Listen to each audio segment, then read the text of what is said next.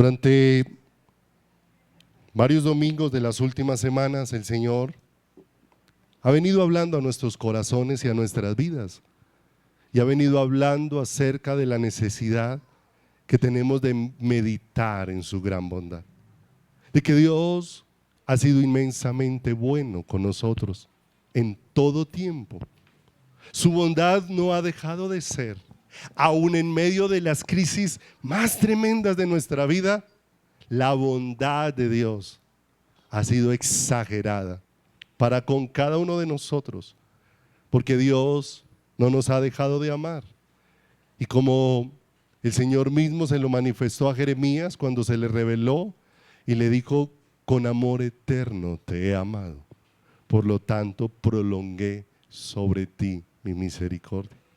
El amor de Dios es inagotable. No hay forma de que deje de ser, porque no hay forma de que Dios deje de existir, de que Dios deje de ser el que sustenta absolutamente todas las cosas. En el Salmo 31:19 hemos visto cuán grande es tu bondad, que has guardado para con los que te temen y que has mostrado a los que esperan en ti delante de los hijos de los hombres. Y que Dios no solamente nos ha manifestado su bondad, sino que nos ha hecho una expresión de su bondad. Tan maravilloso. Que Dios no solamente nos ha hecho partícipe de ellos, sino que en medio de todo esto encontramos que Jesús mismo es la máxima expresión de toda la bondad de Dios. Yo estaba perdido y fui hallado. Él me encontró. No fue que yo encontré al Señor, fue que el Señor me encontró a mí, cuando ni siquiera lo estaba buscando, cuando ni siquiera estábamos preguntando por Él, cuando ni siquiera había la más mínima inquietud y el más mínimo deseo nosotros de buscarle. Él nos halló, Él nos encontró, Él vino a buscarnos. Y como dice la palabra del Señor, cuando salió a buscar a la perdida, no se detuvo hasta que la encontró. Y gloria a Dios, porque fuimos hallados por el Señor. De manera que no es casualidad que nosotros estemos buscando al Señor. Dios nos encontró, y nos encontró para que le conozcamos, nos encontró para que tengamos una relación íntima con Él. Y esa bondad de Dios que se ha manifestado sobre nuestras vidas nos transforma, va cambiando nuestras vidas, nos va renovando todos los días. Su palabra, que es poderosa, va renovando todo nuestro ser para que seamos como Él. Y como veíamos el último domingo, Dios a través de su bondad nos ha manifestado un diseño. Y eso es muy especial, porque no podemos olvidar con todo nuestro corazón y no podemos olvidar con todas nuestras fuerzas que todo lo que Dios pensó y todo lo que Dios diseñó y todo lo que Dios dejó escrito respecto a nosotros, todo ello se cumple única y exclusivamente en Jesucristo. Todo lo que Dios ha dispuesto para nuestras vidas se cumple en Jesucristo. En Cristo está todo el diseño de Dios para nosotros. Por eso a los que aman a Dios, todas las cosas nos ayudan a bien. Esto es aquellos que conforme a su propósito son llamados, porque a los que antes llamó también los predestinó para ser conformados a la imagen de ¿quién? De su Hijo. De manera que todo lo que acontece en la vida de un creyente está dispuesto por Dios para darte una forma, la de Cristo, para hacerte un recipiente que manifieste una sola cosa: la vida gloriosa de Jesucristo en nuestro caminar y en nuestras vidas. Por eso la Escritura nos asombra de una manera especial cuando dice: y tenemos este tesoro en vasos de barro, para que la excelencia del poder no sea de nosotros, sino ¿de quién? De Dios. Para que todo lo que se va manifestando en nuestras vidas no es para vanagloria del hombre, sino para que cada día el hombre pueda palpar la gloria maravillosa de Dios. Y palpar la gloria maravillosa de Dios es poder entrar en contacto con quién es Él. De manera que esto no depende de las actividades, sino de la naturaleza de Dios en ti y en mí. No es en las actividades donde está la vida, Es en Cristo, única y exclusivamente, donde está la vida. Todo lo que Dios ha creado y todo lo que Dios ha hecho, lo ha hecho a la luz del resplandor de todo lo que Él es, y en todo lo que Él es donde está contenida la vida. Fuera del Señor no hay vida, hay existencia, pero en Él está contenida toda la vida, ¿sí? Voy a leerles solamente algunos versículos para introducirnos a lo que vamos a mirar esta noche de manera muy especial, porque tenemos que seguir probando de su bondad, y por su bondad necesitamos entender que por su bondad y solo por su bondad es que Jesucristo es revelado a nuestras vidas. Jesucristo es manifestado a nuestros corazones. Aquel día cuando el Señor preguntó a sus discípulos, ya había preguntado: ¿quién dice la gente que soy yo? Y la gente tenía muchos conceptos de quién era Cristo, pero cuando el Señor se refirió a su grupo íntimo, a los discípulos, allí Pedro expresa de una manera especial: tú eres el Cristo, el Hijo del Dios viviente. Y Jesús le dice de una manera especial a Pedro: esto no lo puede producir el ser humano, esto el ser humano no lo puede decir por sí mismo, esto el ser humano lo puede expresar porque el Padre le ha manifestado una luz maravillosa para que podamos ver al Salvador. Pedro, esto no te lo reveló ni carne ni sangre, sino mi Padre que está donde, en los cielos. De manera que vemos que la bondad del Señor ha dispuesto que Cristo sea revelado a cada una de nuestras vidas y sea manifestado. Cristo es el tesoro maravilloso que nos ha sido dado a todos y cada uno de nosotros. Voy a ir leyendo las porciones rápidamente. Juan, en el Evangelio de Juan, en el capítulo número 1, en el versículo número 4, refiriéndose a Jesús, dice: en Él estaba la vida, y la vida era la luz de los hombres. Y en la versión Dios habla hoy lo dice de una manera muy especial, porque dice: en Él estaba la vida, y lo que fue hecho tenía vida en Él, y la vida era la luz. De manera que todo lo que nosotros vamos viendo a través de la palabra es que nada puede tener vida si no tiene a Jesús. Nada puede tener vida si no está Cristo presente. En Juan 1:6, ahí más adelantico, dice: hubo un hombre enviado de Dios, el cual se llamaba Juan. Este vino por testimonio para que diese testimonio de la luz, a fin de que todos creyesen por él. No era él la luz, sino para que diese testimonio de la luz. Y está hablando de Juan el Bautista, quien había sido enviado adelante para preparar el camino del Señor. Y este Juan el Bautista tenía una tarea muy especial, muy maravillosa. Esta semana estudiábamos sobre eso, lo hermoso de cuando Juan el Bautista pudo entender cuál era su llamado. Que su llamado no era invitar a la gente a que pusiera la mirada sobre él. Su llamado había sido señalarle a todos quién era Cristo, quién era el ungido de Dios, y que todos pusieran la mirada en él. Ciertamente, él le dijo a todo el pueblo cuando le preguntaron: ¿tú eres el Cristo? Y él dijo abiertamente: no lo soy. Y cuando le preguntaban: ¿quién eres entonces? Dijo: yo soy una voz de aquel que clama en el desierto, preparad el camino del Señor. Y cuando está allí bautizando, de una manera especial el Señor le permite señalar a Jesús: este es el Cordero que quita el pecado ¿de quién? Del mundo. Y una y otra vez, cuando va leyendo uno la palabra, dice: y al día siguiente volvió y les dijo: ese es el Cordero de Dios. Y al día siguiente volvió y lo señaló. Y después, cuando vinieron varios a indisponer el ambiente diciendo: tus discípulos se están yendo con aquel que tú señalaste que era el Cordero, están dejando de ser tus discípulos para volverse los discípulos ¿de quién? De Jesús. Pero qué hermoso lo que había entendido Juan el Bautista dentro de su corazón: yo no he venido para que la gente me mire a mí, yo he venido para que la gente lo mire a quién, lo mire a él. El amigo del esposo, dijo él, se goza Él es el esposo y ella es la novia, de manera que lo perverso sería que el amigo del esposo buscara que la novia pusiera los ojos en quién, pusiera los ojos en él.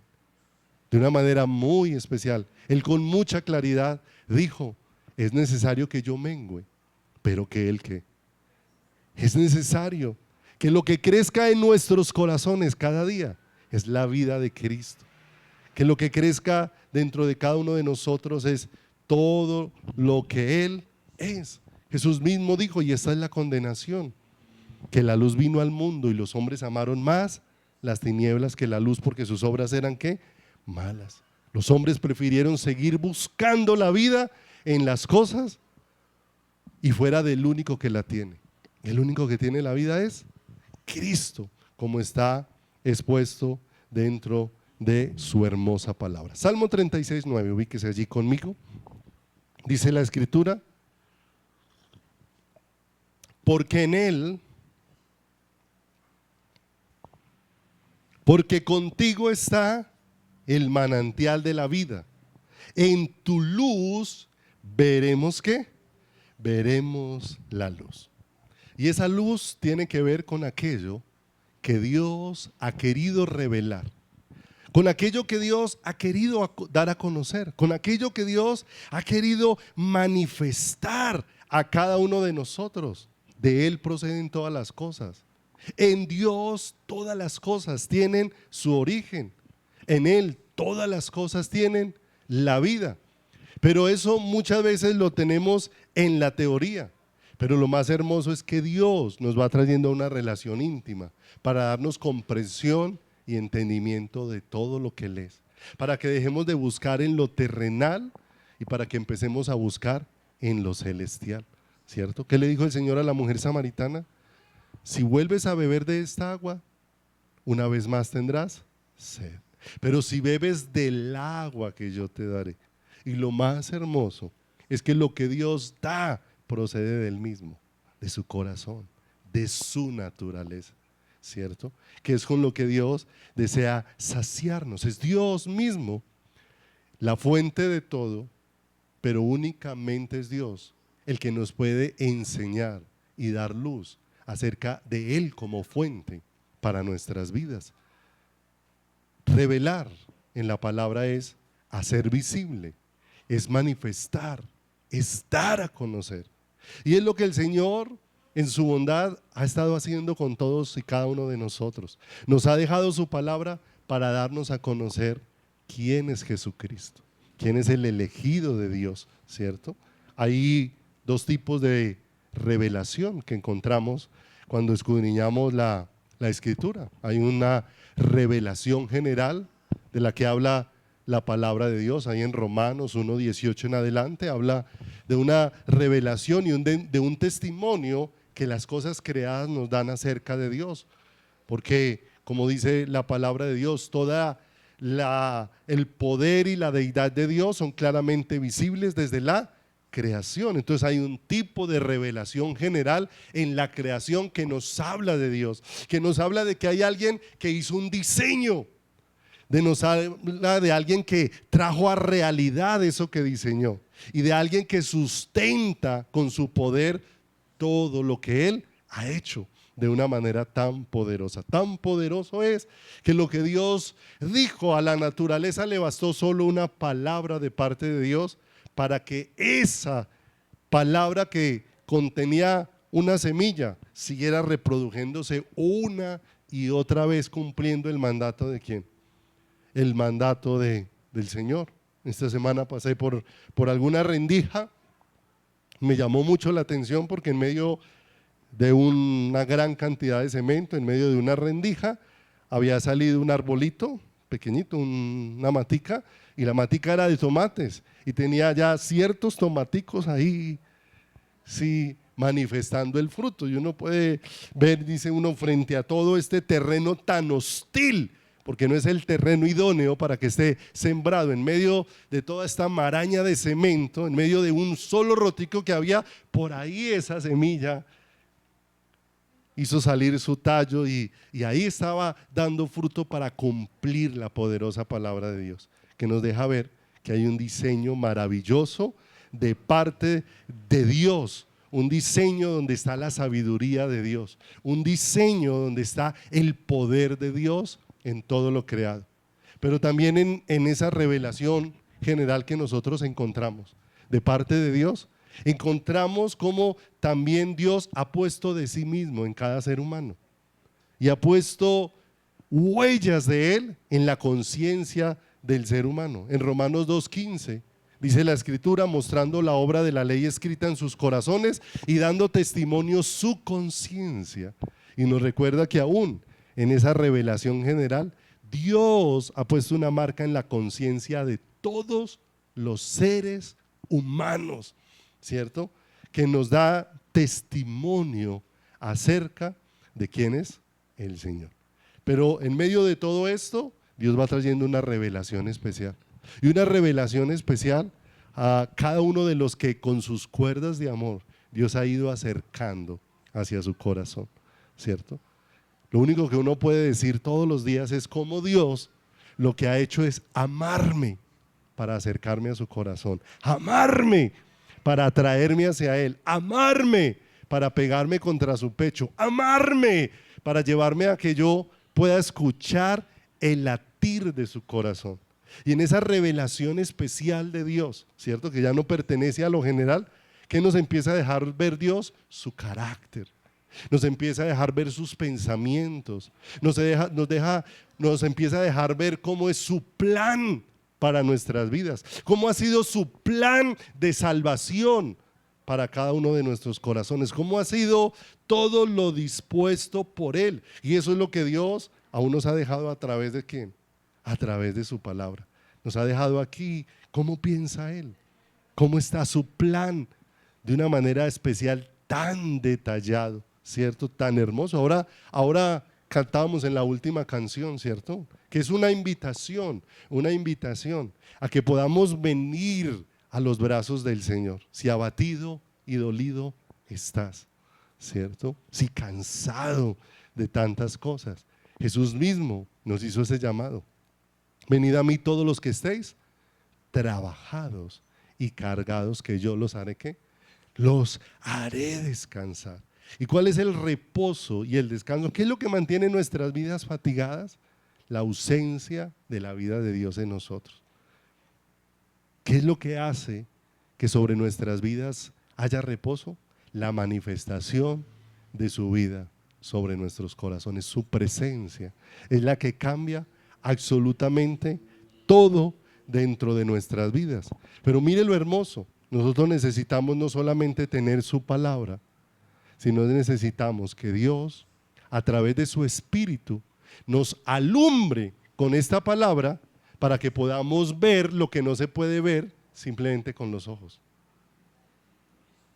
Los que iban camino a Emaús tenían la palabra, pero no estaban viendo ¿a quién? A Jesús. Y para ver a Jesús yo necesito que Dios abra mis ojos. Yo necesito que Dios abra una obra especial dentro de mi corazón. Sin esa manifestación gloriosa de Dios, yo jamás podría ver y reconocer a Jesús dentro de mi vida. Muchos vieron a Jesús y vemos que aún la clase religiosa de la época, los estudiosos de la Biblia en su época, aquellos que se sentaban en la cátedra de Moisés, no pudieron ver a Jesús, aunque estaban llenos de letra y llenos de conocimiento bíblico. Cuando el Señor apareció a aquellos que iban camino de Emaús, no solamente les abrió las escrituras, sino que juntamente con las escrituras les abrió el entendimiento. Y el entendimiento para que ellos pudieran ver de una manera especial. De manera que vamos a mirar todo esto plasmado en una historia que está en la palabra. Si me acompaña por favor a Juan, se ubica allí en su Biblia, en la carta o en el Evangelio de Juan. En el Evangelio de Juan, en el capítulo número 9. Juan, capítulo número 9, versículo número 1 en adelante. Como de una manera especial vamos a ver una situación de vida donde podemos ver por qué Jesús necesita ser revelado a nuestro corazón. Y cómo que Jesús se ha revelado a nuestro corazón está mostrando la bondad que Dios tiene sobre cada una de nuestras vidas. Dice Juan capítulo 9, versículo número 1. Al pasar Jesús vio a un hombre ciego de nacimiento y le preguntaron sus discípulos diciendo: Rabí, ¿quién pecó, este o sus padres, para que haya nacido ciego? Respondió Jesús: no es que pecó este ni sus padres, sino para que las obras de Dios se manifiesten en él. Me es necesario hacer las obras del que me envió, entre tanto que el día dura. La noche viene cuando nadie puede trabajar. Entre tanto que estoy en el mundo, luz soy del mundo. Dicho esto, escupió en tierra e hizo lodo con saliva y untó con el lodo los ojos del ciego y le dijo: ve a lavarte en el estanque de Siloé, que traducido es enviado. Fue entonces, se lavó y regresó viendo. Entonces los vecinos y los que antes le habían visto que era ciego decían: ¿no es este el que se sentaba y mendigaba? Unos decían: él es, y otros: a él se parece. Y él decía: yo soy. Y le dijeron: ¿cómo te fueron abiertos los ojos? Respondió él y dijo: aquel hombre que se llama Jesús hizo lodo, me untó los ojos y me dijo: ve al Siloé y lávate. Y fui y me lavé y recibí la vista. Entonces le dijeron: ¿dónde está él?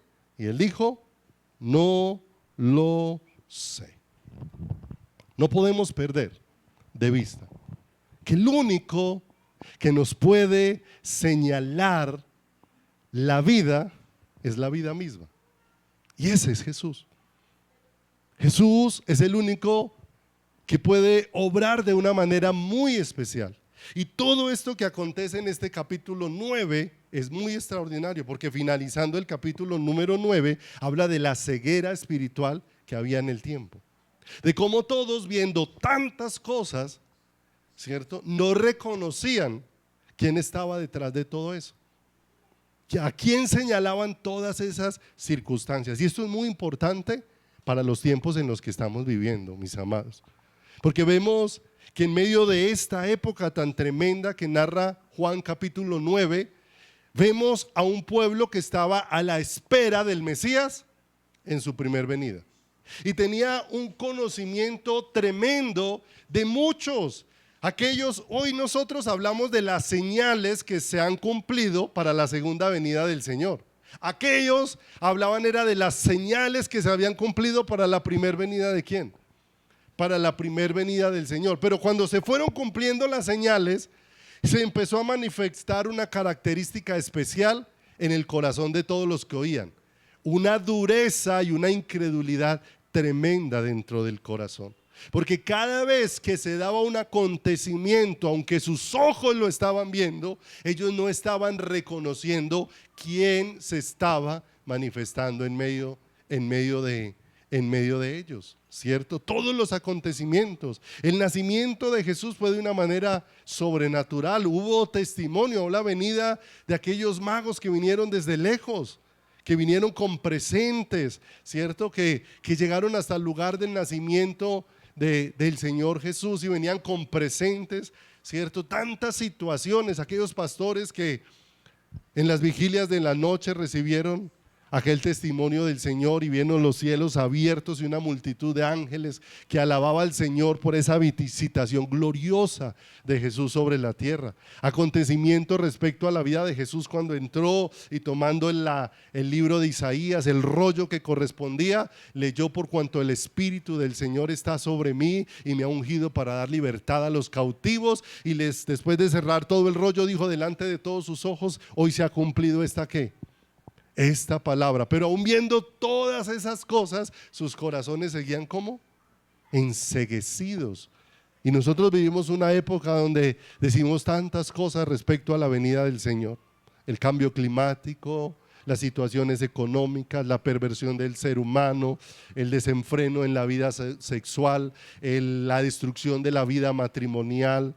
a los mendigos, el avance de la ciencia, bueno, una gran cantidad de cosas que hablamos como señales que ha descrito la palabra respecto a la venida del Señor, y eso nos lleva a entender que no se queden simplemente como cosas que están viendo, que estamos viendo, y nos quedemos sin ver a que realmente tenemos que ver. Ellos vieron las señales, pero no vieron al Salvador. Y nosotros necesitamos con todo el corazón pedirle al Señor: Señor, danos ojos para verte, danos oídos para oírte, y danos corazón para entenderte, corazón para ti, que es lo que más la iglesia del Señor Jesús necesita. Aquí acontece un milagro extraordinario.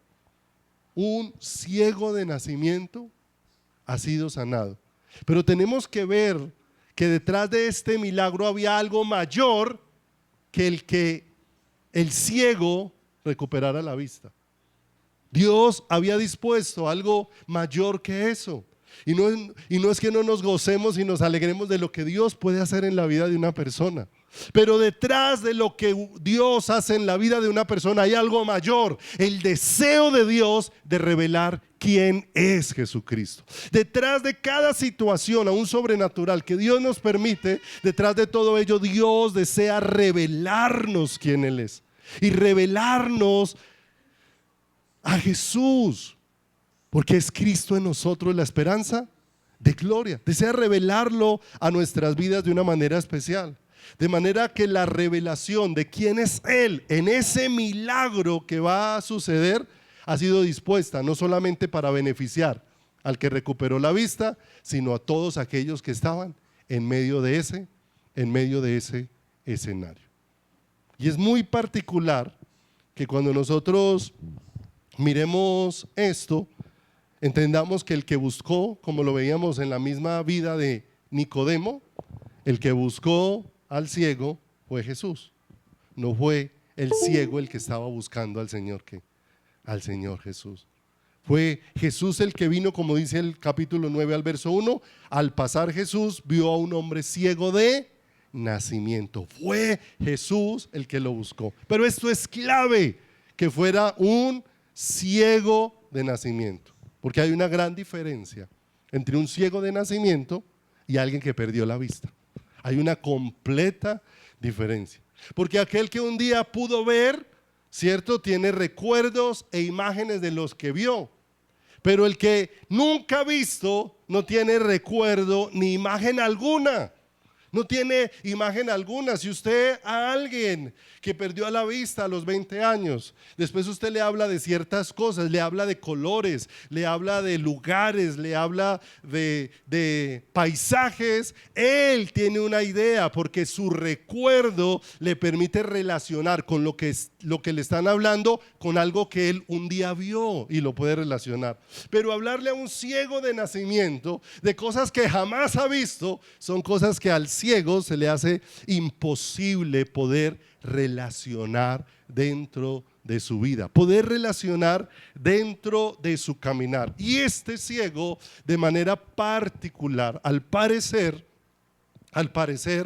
el asunto de este ciego era que no simplemente era que se viera como una persona normal, sino que se podía identificar que era ciego con solo mirarlo.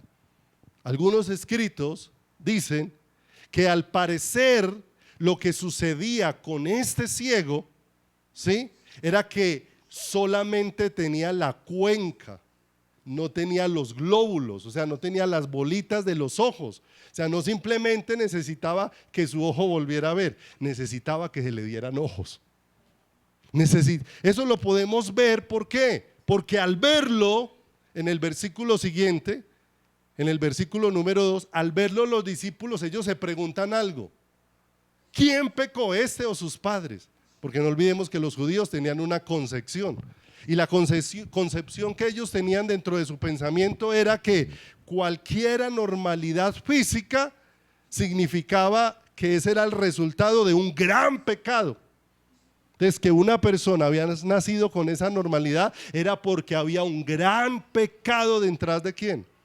Detrás de él. De manera que cuando ellos lo ven, se impresionan con lo que ven. De manera que no era simplemente ver un ciego, Era ver algo que llamaba la atención en quién, en ese ciego, que los llevó a ellos a preguntarse quién pecó o sus padres. O sea, lo que le ha acontecido, esto que tiene, ¿dónde tuvo qué? ¿Dónde tuvo su origen? ¿Cierto? Porque tiene esta apariencia, ¿cierto? Y más adelante también esto se puede confirmar porque dice que los vecinos cuando lo vieron no lo reconocían, ¿cierto? O sea, hubo un cambio importante en el aspecto de quién, del ciego, lo que nos lleva a entender que puede ser muy factible entonces que lo que faltara, o sea, este ciego de nacimiento no tenía ni siquiera los glóbulos oculares, no tenía ni siquiera, pues, tenía que ser un milagro realmente palpable en la vida de quién, en la vida de este hombre. Ahora se enfrentaban a otra situación en la vida, ¿cierto?, de esa época y aún en la nuestra. Podemos llegar a la misma conclusión, y es que una persona que nazca ciega en esas condiciones, en esa época y en la nuestra, era imposible que pudiera volver a ver, a no ser que ocurriera un milagro. ¿Qué? Un milagro extraordinario. No olvidemos que el Señor, cuando ellos le preguntaron acerca del ciego, ¿quién pecó o este? El Señor dijo algo, dijo, no pecó ni este ni sus padres, sino que esto está dispuesto para que algo maravilloso de Dios sea dado a conocer. Y eso maravilloso de Dios era que Dios había dispuesto ese escenario para que esa situación diera a conocer quién era Jesucristo. Porque la bondad de Dios hace posible que Cristo sea revelado a nuestras vidas. Porque este no es un milagro cualquiera en la vida de una persona. ¿Por qué no es un milagro en la vida de una persona? Porque el Señor va a traer a la realidad y va a derrumbar muchas cosas dentro del corazón que tenían aún los fariseos de la época. Antes del capítulo número 9, en el versículo 12 del capítulo 8, el Señor había dicho algo. 8:12, si se devuelve ahí un poquito. 8:12 de Juan. Él dice, otra vez Jesús les habló diciendo, yo soy la luz del mundo, el que me sigue no andará en tinieblas, sino que tendrá la luz de la vida. Miren lo hermoso, el Señor les había empezado a manifestar quién era Él, pero ¿cuál fue la respuesta de todos los fariseos y los religiosos de la época? Dice el verso 13, entonces los fariseos le dijeron, tú das testimonio acerca de ti mismo, tu testimonio no es verdadero. Cuando Jesús les dijo, yo soy la luz del mundo, ¿cierto? Lo que ellos tuvieron en su corazón hacia Jesús fue ¿qué? Rechazo. Ahora con el acontecimiento del ciego, el Señor, aquello que ellos no quisieron recibir como testimonio de sus labios, ahora el Señor frente a un evento lo va a hacer un testimonio real para sus vidas. Y real para sus vidas porque dentro de las creencias que tenían en su época los rabinos y tenían en su época los escribas y los fariseos, era que habían los milagros, ellos los tenían divididos en dos clases. Milagros generales que podía hacer cualquier hombre bajo la voluntad de Dios y por la obra del Espíritu Santo, y los milagros que solamente podía hacer el Mesías. Ellos tenían como separados esos dos. Hay una cantidad de milagros generales que profetas y hombres de Dios pueden hacer, pero ellos consideraban que habían 4 milagros que solamente podía hacer el Mesías, de manera que cuando esos milagros sucedieran, para ellos era abiertamente un indicativo, este es el enviado de ¿quién? Este es el enviado de Dios. ¿Cuáles eran esos 4? Eso no estaba en la ley de Moisés, pero eso estaba en la creencia de los rabinos de la época. Llevaban muchos años considerando eso, y hasta este día, por ejemplo, jamás había sido sanado un ciego de nacimiento.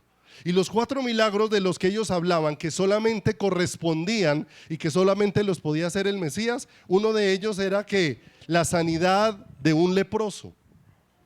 Ellos consideraban que un leproso solamente podía ser sanado por el Mesías. Porque no olvidemos, una de las cosas que ocurría con los leprosos era que los leprosos tenían que mantenerse a distancia. Tenían que mantenerse lejos. Y aparte de esos, había otra condición en el pensamiento de los judíos.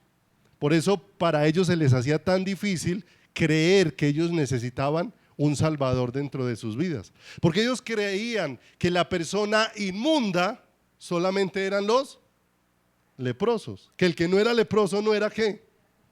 No era inmundo, no era pecador, no estaba sucio. Y resulta que el ser leproso era una figura que Dios había hecho visible de cuál era la condición que no se veía, pero que sí estaba en el corazón de ¿quién? De todos nosotros. Recuerde que los sacerdotes no podían entrar en contacto y tocar ¿a quién? A los leprosos. De manera que si un leproso era sanado, era una evidencia de que ese milagro solamente lo podía hacer ¿quién?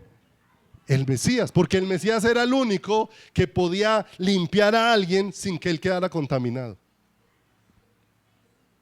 El segundo milagro que ellos consideraban era que solamente el Mesías podía hacer la liberación de un demonio, de un endemoniado mudo, porque ellos tenían la creencia, y muchas veces hasta el día de hoy eso se hace en la práctica, tenían la creencia, y aún Jesús mismo en muchos escenarios lo manifestó. Ellos tenían la creencia de que cuando había un endemoniado, el que iba a hacer la liberación del endemoniado tenía que preguntarle al demonio cómo se llamaba, y que cuando el demonio decía su nombre, ellos tenían que darle orden por el nombre al demonio para que abandonara el cuerpo que tenía ocupado. De manera que ellos creían que el único que podía librar a un endemoniado mudo era el Mesías, porque el Mesías no necesitaba saber cómo se llamaba el endemoniado, porque él era el único que tenía el conocimiento absoluto de ¿qué? De todo, y el señorío absoluto de todo. Y vemos que hay varios ejemplos en la Biblia de esto.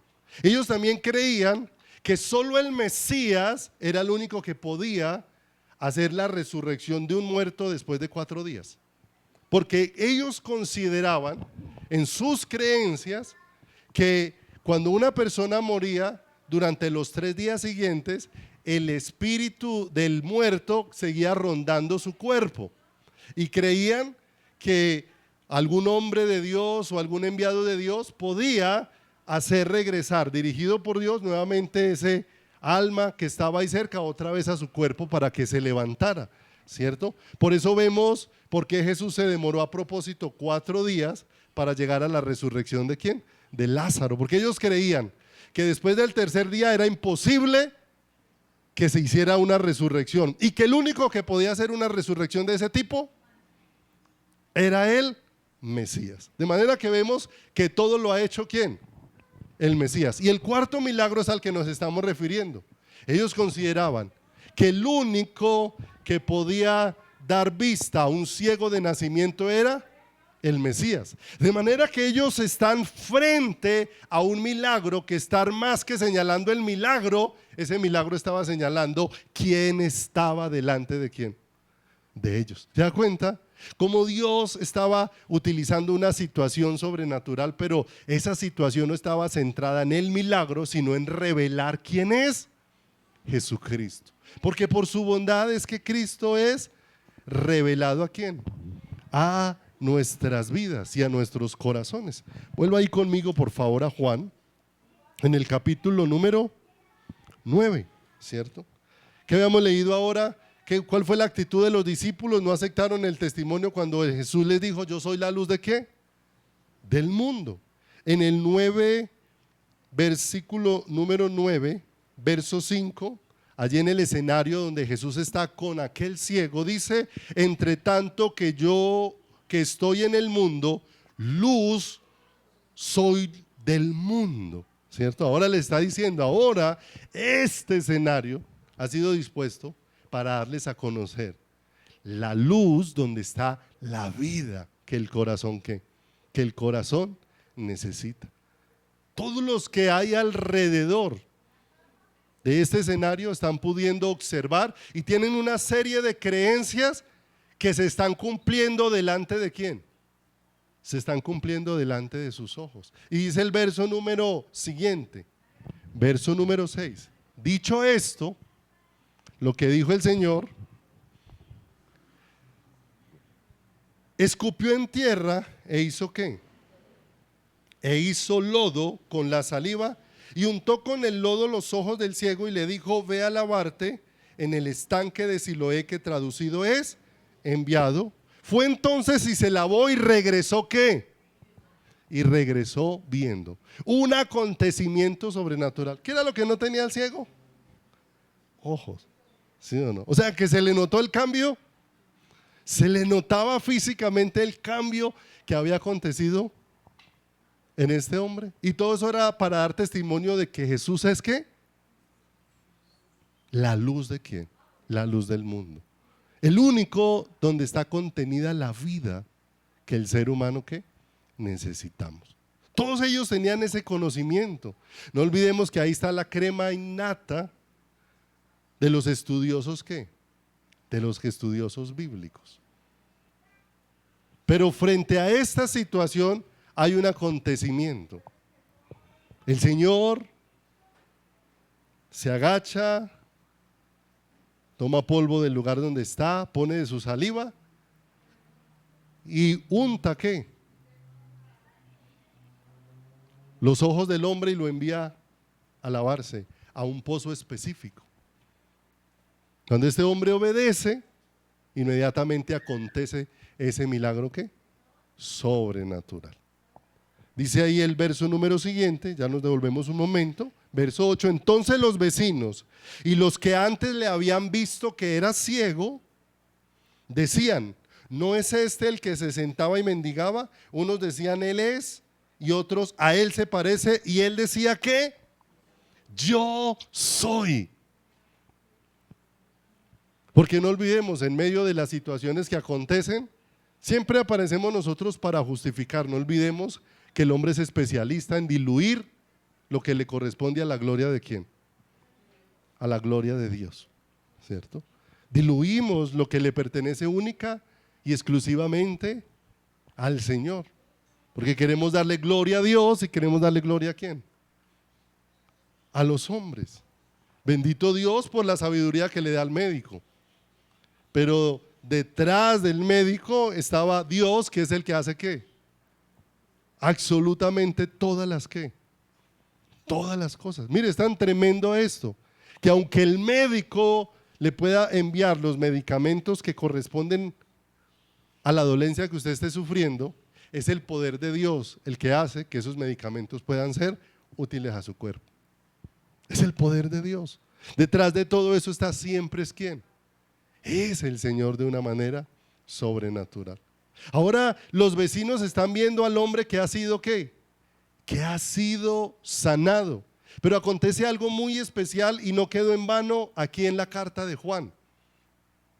Porque en medio de todo lo que le están preguntando, y si usted mira, me llama mucho la atención, todo el capítulo 9 lo puede leer en casa, ¿sí? Porque no nos alcanza el tiempo para poder recorrerlo con detalle todo. Pero todo el capítulo 9 tiene muchísimos personajes, pero muchos. Hay fariseos, están los vecinos, están los padres, está el ciego.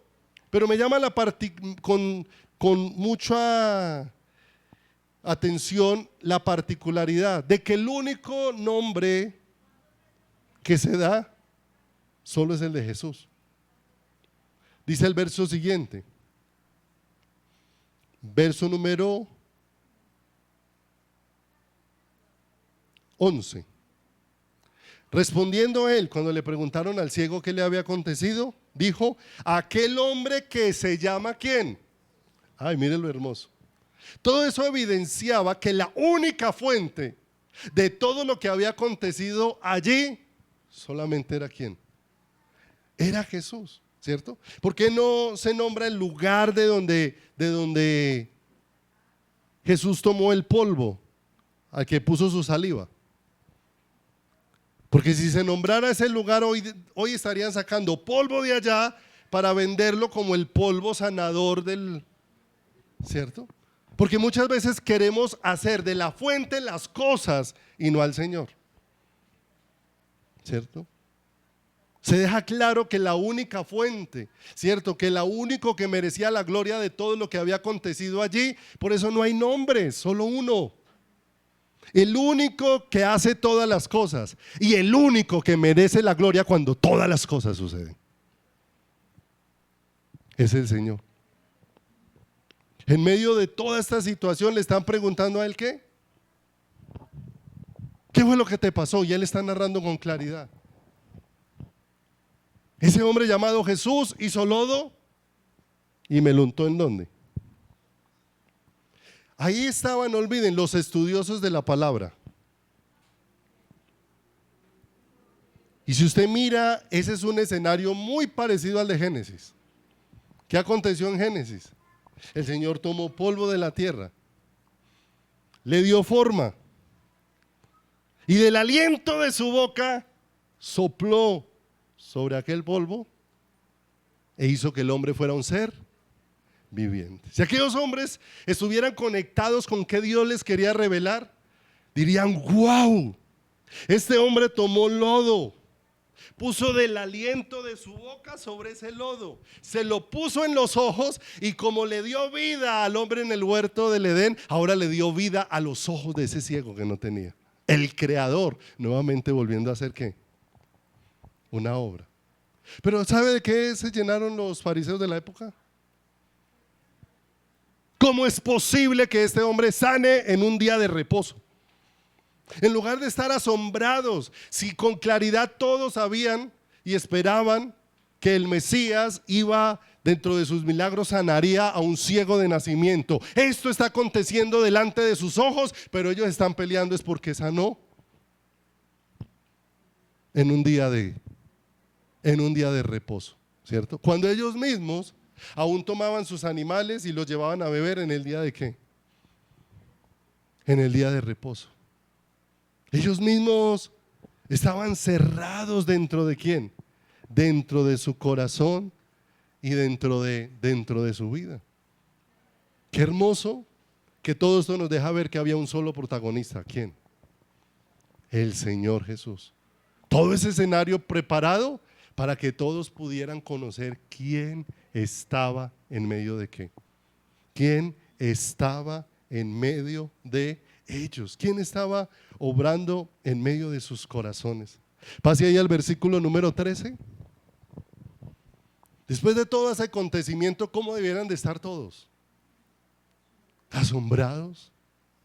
¿Está asombrado el ciego que recuperó la vista? Asombrados sus vecinos, asombrada su familia, asombrados aquellos que habían visto el acontecimiento de ver qué está pasando en medio de nosotros. Esto no es otra confirmación, sino que en medio de nosotros está el Mesías, ¿qué? El Mesías esperado. ¿Pero qué hicieron los fariseos? Dice, llevaron ante los fariseos al que había sido ciego. Se cree que lo que aconteció no fue el mismo día en que sanaron al ciego, sino días después. Porque ellos convocaron a una santa reunión de los líderes de la iglesia para que evaluaran si lo que había acontecido era de Dios o no era de quién. Y empezaron a traer al ciego y empezaron otra vez, vuelva y narrarnos qué pasó y cómo pasó y cómo sucedió y quién fue el que se lo hizo, ¿cierto? Verso 15. Volvieron a preguntarle también los fariseos cómo había recibido la vista. ¿Cuántas veces ha narrado ya el ciego cómo recibió la vista? ¿Cierto? Y él les dijo, me puso lodo sobre los ojos y me lavé y veo. Entonces algunos de los fariseos decían, ese hombre no procede de Dios porque no guarda el día del qué. ¿Cierto? Estaban pegados al esquema y muchas veces todos esos esquemas enceguecen nuestro ¿qué?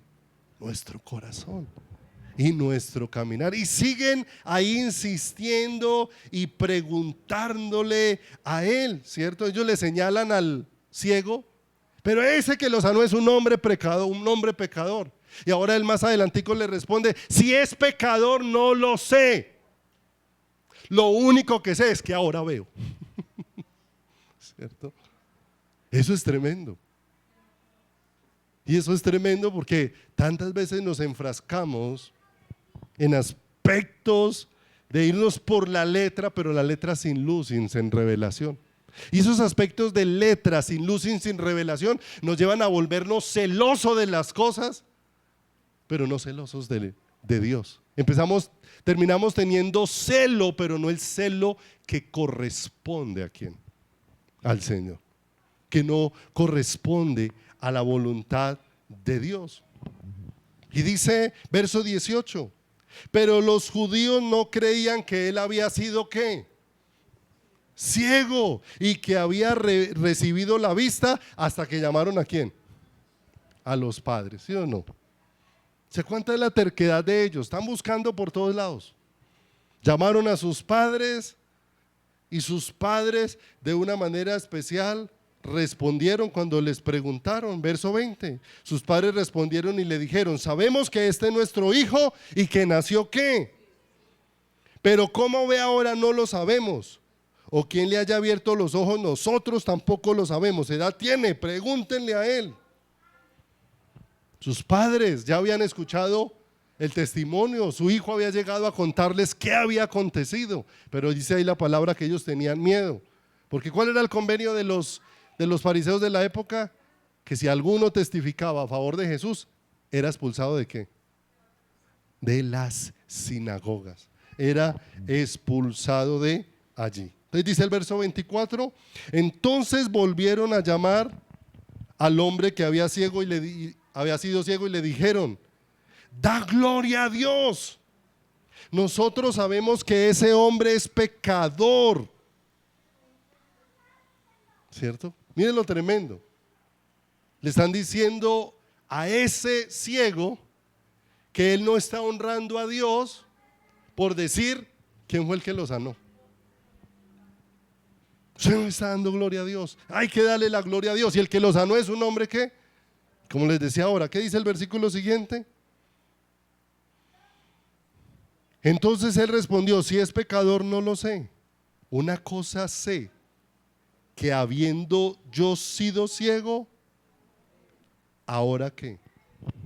Ahora veo. Y qué tremendo esto, porque dice ahí el versículo número 26, le volvieron a decir: ¿qué te hizo? ¿Cómo te abrió los ojos? O sea, siguen insistiendo en volver a repetir la misma que. Yo creo que el ciego ya se estaba cansando. Estos, otra vez que les cuenten la misma historia. ¿Sabe lo que hace la incredulidad? Que me hablen y me hablen y me hablen, pero yo ya tengo algo definido dentro del corazón. Y dice: ¿por qué lo queréis oír otra vez? Y les hace una pregunta: ¿queréis también vosotros haceros sus discípulos? Y le injuriaron y dijeron: tú eres su discípulo, pero nosotros discípulos de Moisés, ¿qué? Discípulos de Moisés somos, ¿sí o no? Ahí están los que saben cuánta Biblia, mucha. Los que han memorizado cuántos escritos, mucho. Los que tienen mucho celo de la ley, están ahí. Pero mire lo que dice el verso 29: nosotros sabemos que Dios ha hablado a Moisés, pero respecto a ese, ¿y quién era ese? No sabemos de dónde qué. ¿Se acuerda que Jesús les dijo: ustedes escudriñan las escrituras para hallar la vida eterna, y ellas son las que dan testimonio de mí y no quieren venir a mí? ¿Se da cuenta que no solamente necesito escudriñar las escrituras, necesito que Dios abra mis ojos para que yo pueda ver al Salvador? Porque es algo que yo no puedo producir, pero la bondad de Dios ha dispuesto que mis ojos sean abiertos para que yo pueda ver ¿a quién? Al Salvador. Al Salvador que está desde Génesis hasta Apocalipsis. En cada parte de la Biblia está allí manifestado de una manera que extraordinaria. Verso 30. Mire la confrontada que les pegó este hombre tan tremenda. Dice el verso 30: respondió el hombre y les dijo: pues esto es lo maravilloso, o sea, asómbrense, que vosotros no sepáis de dónde sea, conociendo tanta Biblia, haciendo instituto bíblico, siendo de la escuela de no sé quién, sabiendo, teniendo tanto conocimiento, lo que me asombra es que ustedes no sepan. Pero a mí me abrió los ¿qué? Los ojos. Y dice el verso 31, y él les responde con algo bien tremendo. Y sabemos que Dios no oye a los pecadores, pero si alguno es temeroso de Dios y hace su voluntad, ¿a ese qué? A ese oye. Desde el principio no se había oído decir que alguno abriese los ojos a uno que nació ciego. Si éste no viniera de Dios, no podría ser ¿qué? O sea, ¿cuánto está viendo ahora el ciego? El que había sido ciego. Lo que no han visto los que están llenos de Biblia, lo ha visto el ciego ahora con lo que ha acontecido en la obra de Dios. ¿En qué? Dentro de eso. Con eso no le estoy diciendo que no estudie la palabra. Con eso no le estoy diciendo que no busque al Señor. Pero eso nos lleva a tener un clamor, Señor. Todos nosotros hemos sido ciegos de nacimiento. Porque nosotros nacimos y solo por revelación es que podemos empezar a tener una imagen de quién es Dios. Hemos tratado de imaginarnos quién es Dios, hemos tratado de hacernos nuestra propia imagen, pero necesitamos no hacernos una imagen, sino necesitamos que Dios mismo sea el que nos vaya revelando quién es Él, sus pensamientos, su voluntad, su corazón, su camino de salvación. ¿Para quién? Para nuestras vidas y para nuestros corazones. Se llenaron ellos tanto de enojo que cogieron al ciego que había recuperado la vista y lo sacaron ¿de dónde? De la sinagoga, ¿cierto? ¿Cómo va a decir este que está viendo con más claridad que quién? Que nosotros. Y nos ofendería mucho, ¿cierto? Porque rompe nuestros esquemas, porque rompe nuestros argumentos, porque rompe la religiosidad que muchas veces tenemos y que a veces tenemos más ese celo religioso que una luz de quién es qué, el Señor. Que en lugar de gozarse por lo que estaba aconteciendo allí, o sea, el Mesías, el que hemos esperado, está en medio de quién, de nosotros. Pero anunciando las señales de cómo vendría el Mesías, ellos mismos estaban en contra de quién, ellos mismos en contra del Mesías. Pero mire lo hermoso, no importa que el hombre nos expulse, no importa que el hombre nos dé la espalda, no importa que el hombre nos saque, ¿cierto? Cuando la luz de Cristo alumbre nuestro corazón, lo que nosotros necesitamos no es un lugar en una sinagoga, lo que nosotros necesitamos es un lugar en el corazón de Dios. Eso es lo que nosotros necesitamos. Las sinagogas las controlan los hombres, el corazón de Dios, solamente Dios, ¿cierto? Y allí fue donde a Dios le plació darnos un lugar. El que vino a buscar al ciego, el que hizo como al principio lodo y puso en sus ojos y lo envió a un estanque como era el estanque de Siloé, ¿sí? Que para ellos tenía un profundo significado y que el nombre de Siloé significa enviado, de manera que Jesús mismo lo envió a lavarse en un lugar que también era una figura de quién era el Salvador, ¿cierto? Y dice el verso número 35, escuche allí para que vamos terminando, dice: oyó Jesús que le habían expulsado, 9:35, y hallándole le dijo, mire lo hermoso, ¿quién nuevamente buscó a quién? ¿Quién buscó al ciego? ¿Y quién buscó al ciego que ahora ve? Ay, qué hermoso, tan hermoso que cuando no veíamos Él nos buscó y que ahora que nos ha dado la vista, Él nos sigue buscando para que le veamos con claridad, para revelarse a nuestros corazones, mis amados. Por eso el llamado tan especial de parte de Él. Oyó Jesús que le habían expulsado y hallándole le dijo, ¿crees tú en el Hijo de Dios? ¿Qué estaba revelando ese milagro? ¿Quién era Jesús? Y dice el verso 36, respondió él y dijo, ¿quién es, Señor, para que crea en Él. Le dijo Jesús: pues le has visto, y el que habla contigo, Él es. Y él dijo: creo, Señor, y le adoró. No necesitó un instituto bíblico, no necesitó una teología, ¿cierto? Lo que necesitó es que su corazón fuera tocado de una manera extraordinaria, ¿cierto? Aquellos que tenían la teología, su teología se volvió un estorbo para poder ver a quién, a Jesús. Pero aquel no tenía toda la escuela que tenían los que estaban dentro. Pero ocurrió algo: su corazón fue hecho muy sensible para Dios.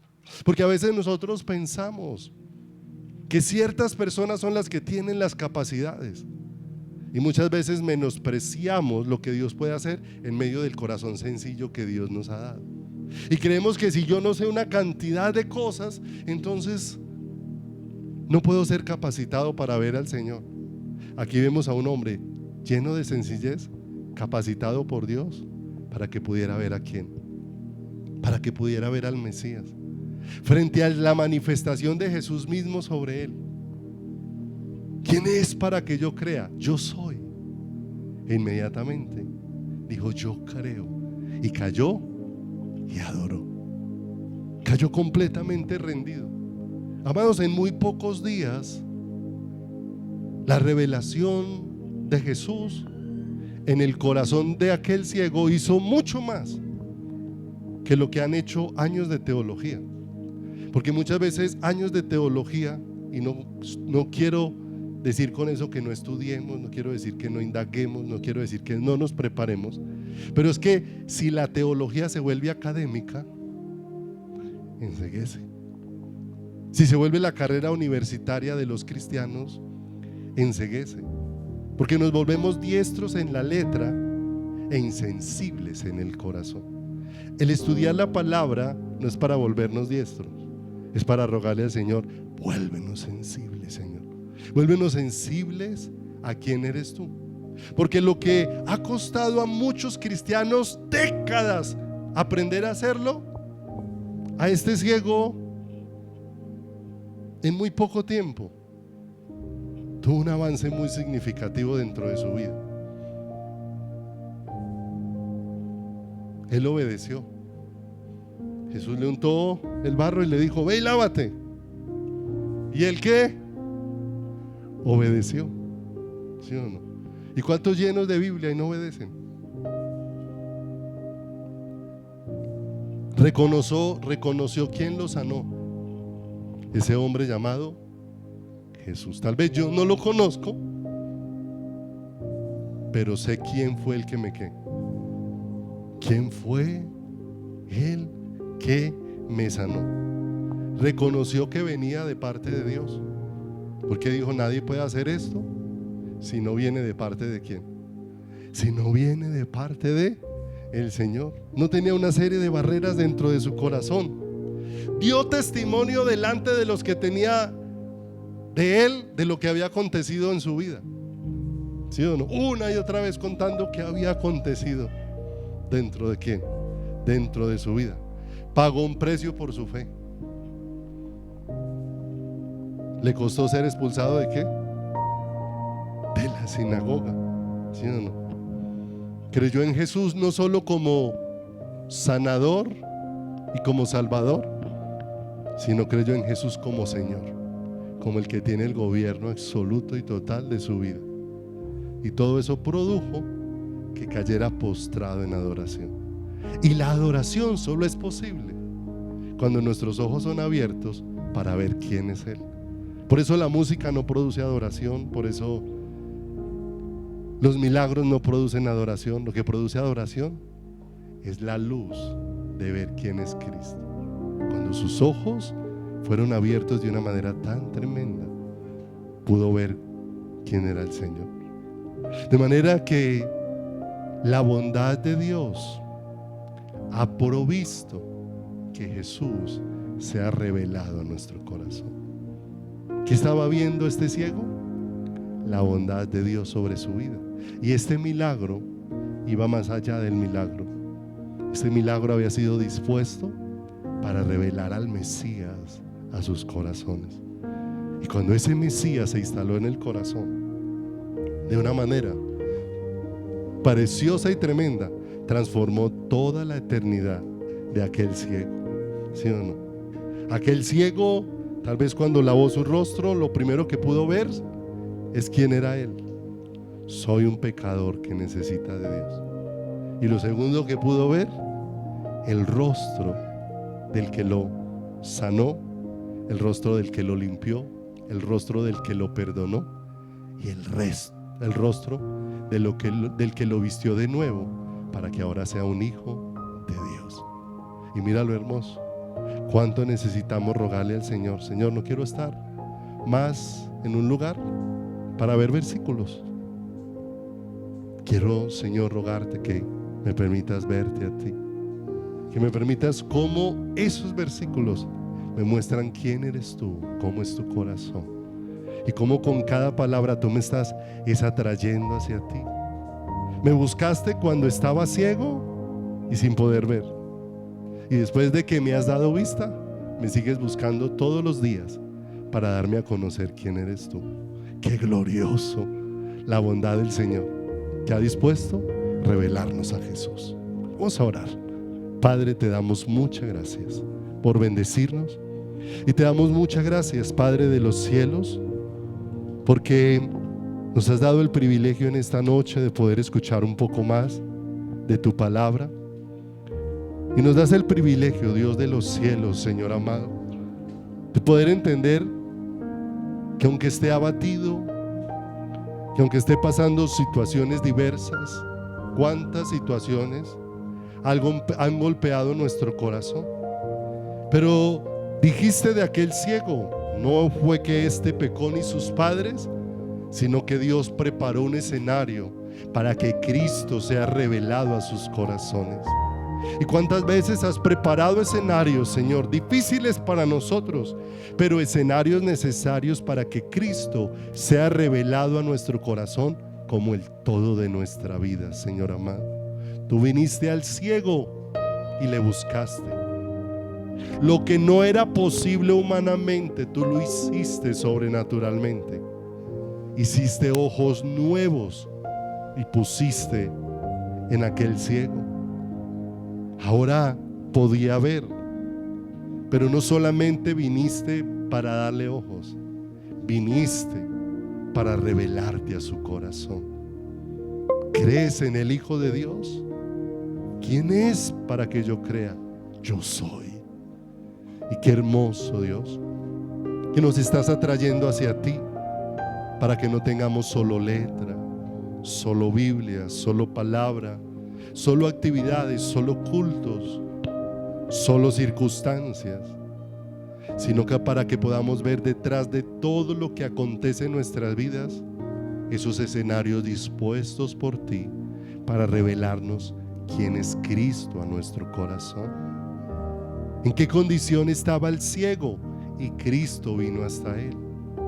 Y no sé cuál sea tu condición. Tal vez puedes llevar años aún dentro de una congregación y estar como aquel ciego, sin ver todavía.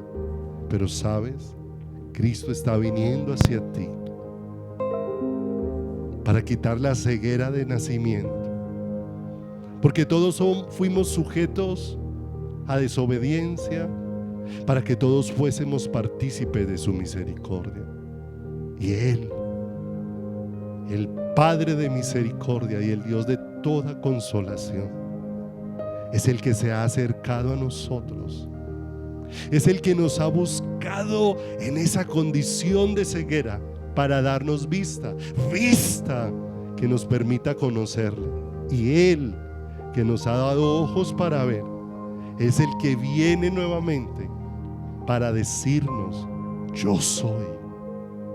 Y ese yo soy es el que está en medio de nosotros, el alfa y la omega, el que llama las cosas que no son como si fuesen, aquel que nuestra suciedad no puede empuercarle, no puede contaminarle, pero que su santidad puede hacerme puro a mí. Amados, extendámosle nuestras manos al Señor. Y hoy hay una invitación que, más que ser la invitación de un grupo de alabanza que entona una canción, es el llamado y la invitación que la misericordia de Dios extendida sobre nosotros está haciendo. Venid a mí. Fue en aquel día de la gran fiesta, donde habían traído agua del pozo de Siloé, donde Jesús se paró frente a todos para decirle a los sedientos: venid a las aguas. Y hoy la fuente de vida nos llama a beber de Él. Si abatido y dolido estás, es Cristo el que te está llamando a venir a Él.